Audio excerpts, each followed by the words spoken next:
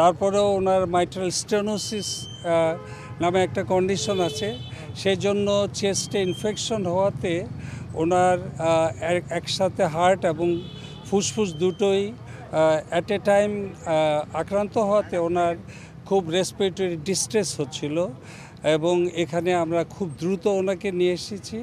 নিয়ে এসে আমরা খুব তাৎক্ষণিকভাবে যেই দ্রুত পরীক্ষাগুলো করা দরকার করেছি। করার পরে আমরা প্রাথমিক যে রিপোর্ট পেয়েছি সে অনুযায়ী মেডিকেল বোর্ডের সবাই বসে আমরা প্রাথমিকভাবে ওনাকে অ্যান্টিবায়োটিক দিয়েছি। ওনাকে যেভাবে প্রাথমিক দ্রুত এবং জরুরি চিকিৎসা দেওয়ার দরকার হয় সেটা দিয়েছি এবং আশা করছি যে নেক্সট 24 আওয়ার্সের মধ্যে আরও কিছু রিপোর্ট আসবে। উনি আমাদের নিবিড় পর্যবেক্ষণে আছেন এবং আমরা মনে করছি যে নেক্সট 12 আওয়ার্স 12 ঘন্টা ওনার পরবর্তী পরিস্থিতিকেও সেটার জন্য খুব গুরুত্বপূর্ণ। এই মুহূর্তে উনি আমাদের সর্বোচ্চ চিকিৎসা এবং সর্বোচ্চ আমরা যেটাকে খুব ভালোভাবে বলি যে উনি খুব ইন্টেন্সিভভাবে আমাদের মনিটরিংয়ের মধ্যে আছেন, কেবিনে আছেন উনি। কিন্তু আমরা প্রয়োজনে ওনাকে হয়তো আরও কিছু পরীক্ষা নিরীক্ষা করতে পারি। আমি আশা করছি যে আমাদের মধ্যে থেকে এইসব ব্যাপারে সবসময় আমাদের প্রতিনিধি প্রফেসর জাহিদ সাহেব উনি আপনাদেরকে সবসময় ব্রিফ করে থাকেন।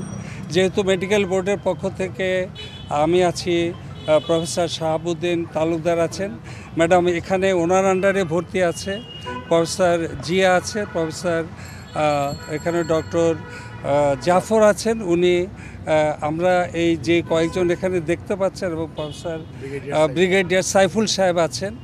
আমরা এই মুহূর্তে সবাই এবং যারা এখানে নেই ডক্টর আমান এবং অন্য যারা আছেন, আমরা লন্ডনে মিটিং করেছি। ডক্টর জোবায়দা রহমান যিনি তারেক রহমান সাহেব স্ত্রী, উনিও কিছুক্ষণ আগে আমাদের সাথে সংযুক্ত হয়েছিলেন এবং আমরা আমেরিকায় যারা ওনার চিকিৎসক আছেন ডক্টর হাবিবুর রহমান এবং লুলু এবং অন্যান্য যারা আছেন জন হপকিন্সের সবার সাথে যোগাযোগ রাখছি। আমার মনে হয় যে বাকিটুকু আপনাদেরকে যোগাযোগ করবেন প্রফেসর জাহিদ, আপনাদের বাদ বাকি প্রশ্নের উত্তরগুলো নেবেন বলে আমি মনে করছি।